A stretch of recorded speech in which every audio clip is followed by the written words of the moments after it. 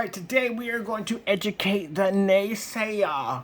Guys, come on now. You're that sad at the end of the day. I thought you moved on to bigger and better things. You're not doing screen paints anymore, so you figured out other things to hate on because you got nothing to do with your time. All right, first things first, my name is Kenneth Bird. My company is Black Series Edition LLC. Crystal Edge Technology Screens, still existing.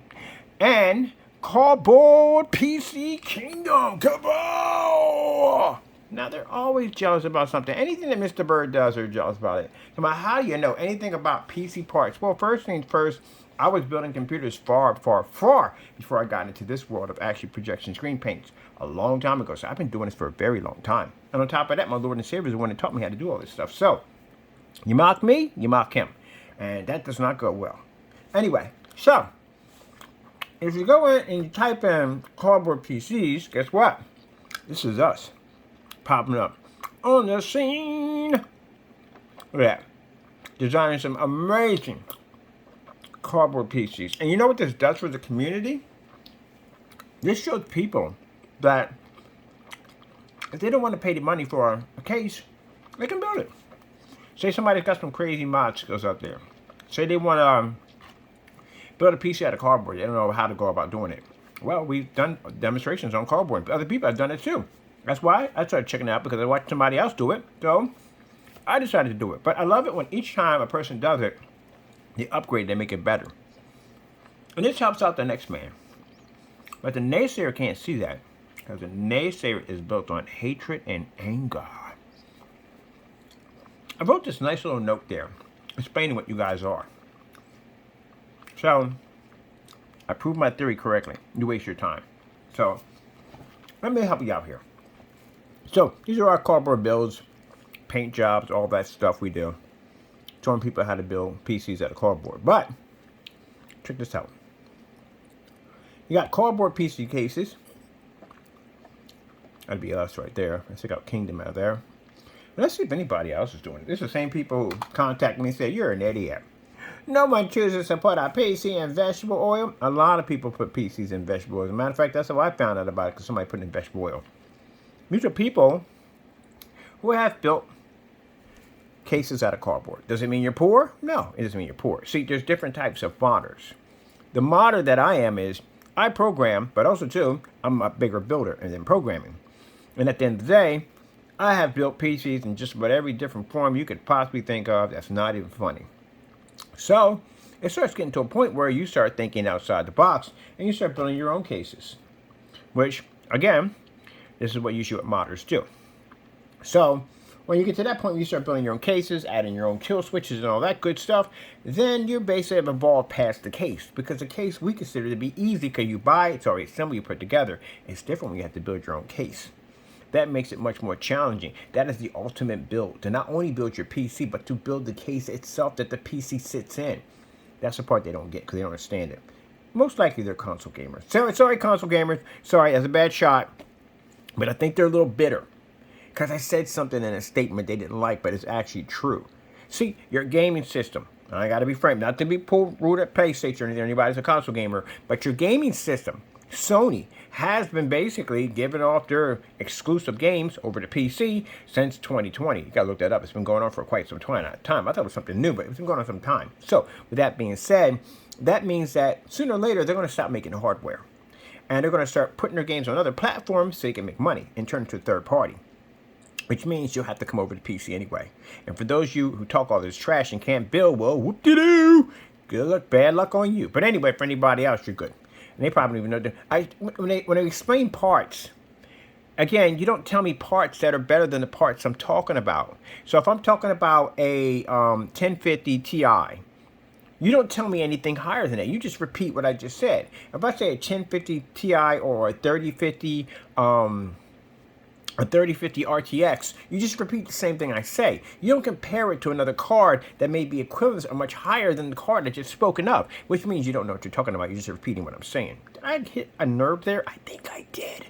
All right, so you said my boards are old, right? So these boards over here, which they said, again, this is why we know you don't know anything. You said these boards are old, right? Technically, no. So these boards right here are micro ITX boards. Now, let's go over into what micro ITX boards are all about. Why are mini or micro motherboards, ITX motherboards, more expensive? Yes, these boards are a little more expensive. Mini ITX boards tend to be more expensive than standard ATX motherboards for several reasons. Size, complexibility. Many ITX boards are smaller, which means that the design and layouts are more complex. Engineers have to optimize space space for components, which can increase manufacturing costs. So yeah, these boards are pretty hot. I love them. And on top of that, since the new ones now they have now are actually much more affordable, because I didn't spend a lot of money for these at the end of the day. I like them because they're small. I get a chance to put them in little compact places, and I get to show off more of my artwork, which I like to do. When I had the regular ATX cases, I mean ATX motherboards, they were huge, and again, not a lot of room. I can actually get around the case to put stuff into. I had a lot of issues with that, and I like to build in my cases.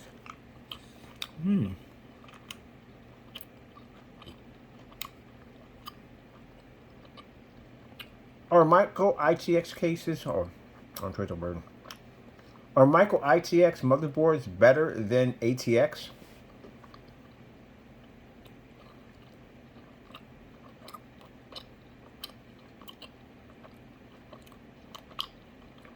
Now, one thing I know about the ATX motherboard, the reason why people tend to use those because they have more expansion, which means when you're dealing with a board that's a micro ATX or baby ATX or nano ATX or whatever, you're dealing with only 2 DIMM slots, where an ATX could have 4, which means they have a better chance. If I took out a Dell and I removed, and Dell came with 32 gigs of RAM, and each gig was about 8 gigs a piece per each slot, 2 of those would be 16, and 16 and 16 would be 32. With 4 slots, I can easily fill that into a board. But because the board has only 2 DIMM slots, that means that if I drop 2 in there, I got only 16. So they break it down in 4s, and they do it by 16. They do 4 on one side, they break it down by 4, 4, 4. So that'd be 4 and 4 is 8. 8 and 8 is 16. Let me make sure I got my math here right. Yeah. 8 and 8 is 16 right there. So you would have, they break it down in 4s. They break it down to 4s. That means you would roughly walk off with about 16 gigs on 4 DIMM slots on a Dell, where if they break it down in 4 gigs per each slot. But if they break it down where it's somewhere roughly around, if you're using a motherboard like the one I have over here that has 2 DIMM slots, that means even if you pull 2 of those memory sticks, you're only going to end up with 8 gigs, which is not going to be enough to game off in any way whatsoever. You need actually 16 to be safe. So with that being said, I had to go out and buy all new RAM all over again, because the RAM I needed had to be 16 in order to equipment to the board, which had been 8 gigs for each slot, which would have gave me 16. Instead of them being 4, they had to be 8. I hope I didn't lose them in that one. And then the whole liquid cooling systems. Man, I've been doing liquid cooling systems on vegetable oil PCs for the longest time. I remember one of them came in and said, "Oh, but nobody puts vegetable oil." Oh my goodness, I swear. Please stop moving the rock.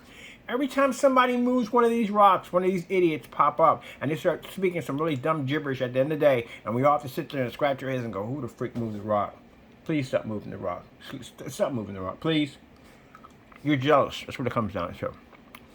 You don't like the fact that I can build stuff. It drives you crazy. That's what it is. And you try to come on YouTube and sound like you know what you're talking about, but technically you don't. So, if you're saying at the end of the day you can't game off a 3050, let me educate you a little bit here. You want to see my album? Rose. Bam! Alright. Account.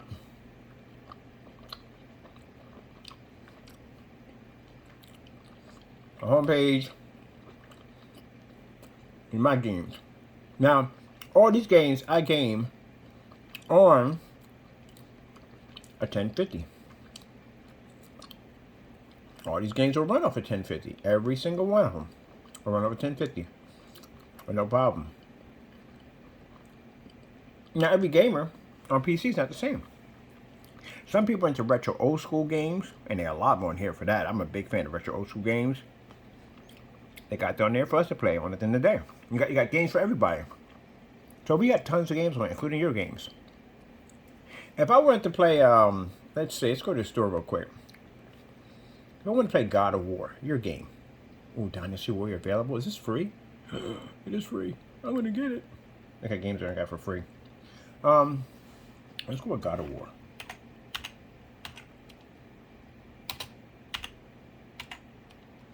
All right, we got God of War. Bum, bum, bum, bum, bum. Get on here. God of War. Oh, definitely didn't spell that right correctly. There's the bird. Let me see if we got it on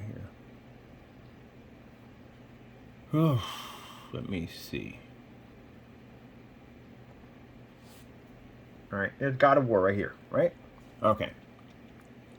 So we're going to go over here. We're going to view the page. Let's see if we need, what kind of graphic card we need to run God of War that you have on your system, which you have an overhyped card on there that you definitely don't need. We're paying $50 for it, again. And I got choices whether to use an Xbox controller on it or if I want to use it on a your PlayStation controller, because, yeah, your PlayStation controllers are compatible with my PC.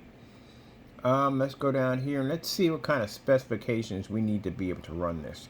Now, let's see what we got here. If I want to run this in, let me see, in minimum settings, I can use an i5 processor. An i5 processor, right there.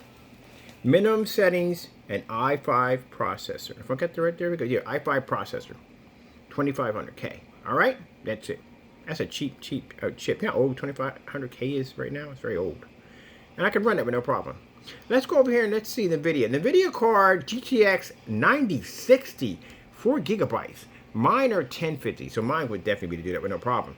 Let's go over here and recommended settings. An i5 66K. Now, the one I'm about to pick up is a 67, i7, not i5, i7. I'm picking up, and I'm getting that for around $50 off of eBay.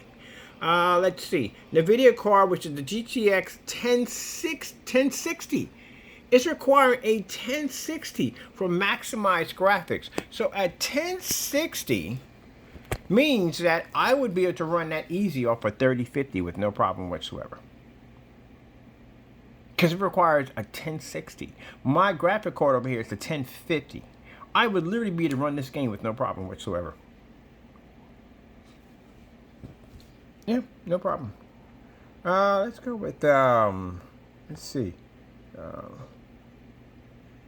Let's go with, let's see. Forza for Xbox. What's the game they got? Forza for Xbox. Let's go look at Forza for Xbox. Forza for Xbox. Let's get Forza instead. Or better yet, Call of Duty 6. Let's grab Call of Duty 6. Black Ops 6. Black Ops 6. Let's grab that right here. Get this right. Come on, come on. Lay off of that. Really? Just bent on being part of that. Get off of there. Come on. Okay, you know, I'm going to put the whole thing on. Just take you out anyway. So let's go over here and let's see. This game just came out, right? Let's see what it's going to be required for PC to run this. If I can get back to my Steam account. There we go. Let's go pop over here. Let's go bring it up over here in the search. Paste it in there.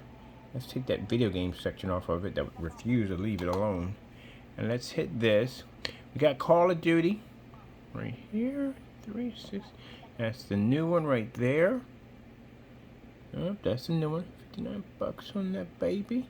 Let's see what's going to cost me on here. But what I need, got all our DLCs up there and all that stuff right there. So let me see what I would need from this. Gee, I can run Windows 7 off this sucker. Yeah, let me show you the operating systems that's required to run this thing. So basically, it'll run off a Windows 7, or Windows 8, or Windows 8.1, whatever. So I got Windows 10. It'll run off an i3 530, right? Let me see. Let's see. NVIDIA GeForce GTX 470. My card's way higher than that. And 100 gigabytes, well, we have that too on top of that. So I really wouldn't need all that to run it. Now, does minimum setting say it's going to come up looking like the Atari 2600? No, not at all. What if I wanted to play Call of Duty Black Ops 6 Ultra Settings PC requirements? Let's see. Call of Duty Black Ops 6. I should have put down. Call of Duty Black Ops 6 High Ultra specifications for PC.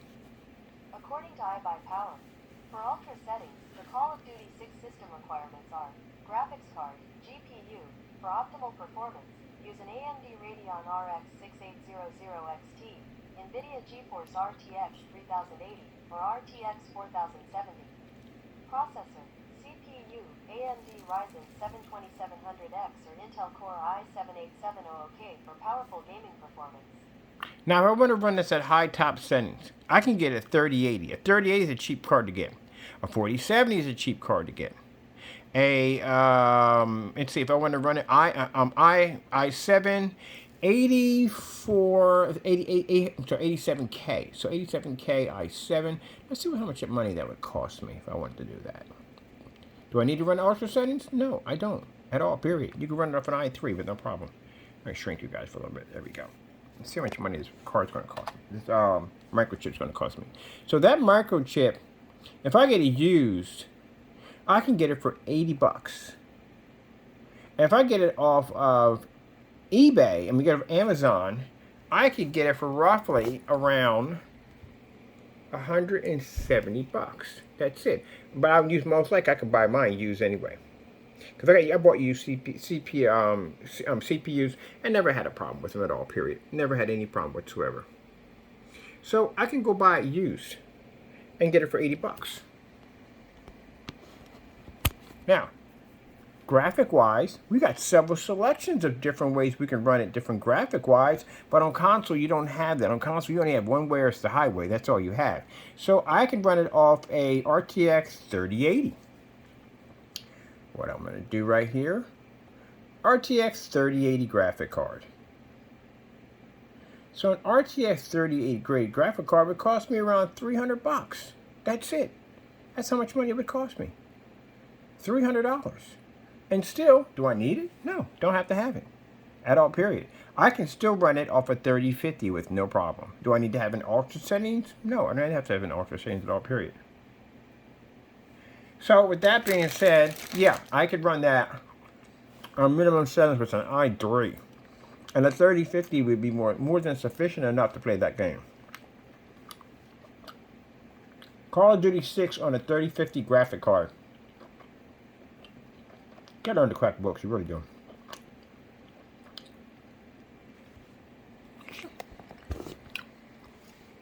Then the video 3050 continues to be a capable entry in GPU for the latest titles. While it can't experience the best frameness, and I never had any problems with frame rate problems at all, or visual qualities, Call of Duty Black Ops 6 on this card, it can still deliver a smooth experience with some tweaking to the graphic card options. That's it. So yeah, you can run it. All right, so let me give you some words of wisdom. Crack a book. All right, gotta go.